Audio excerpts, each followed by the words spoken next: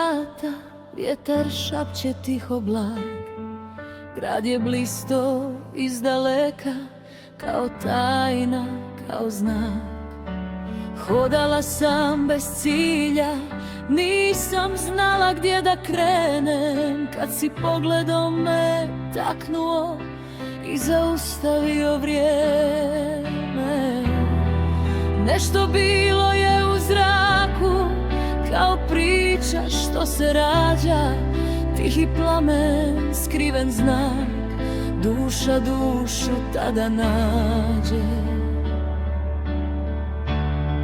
Naše duše su se srele kod valova na moru, bez obećanja, bez riječi, samo iskra u tom trenu.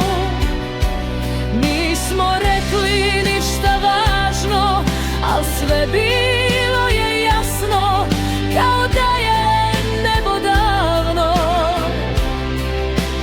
pisalo nas glasno.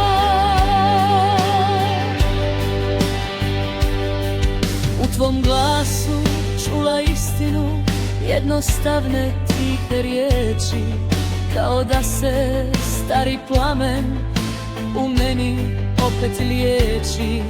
U tišini tvojoj skrivenoj sve sam mogla da shvatim, da sam ruku tvoju držala, mogla bih te zauvijek pratiti. Svaka sekunda je stala kao svijet da čeka znak, da se naše sjene spoje u isti trag.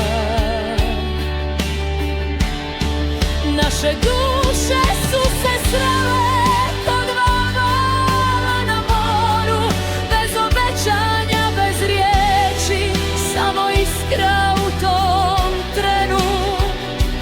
Nismo rekli ništa važno, al sve bilo je jasno, kao da je nebo davno pisalo nas glasno.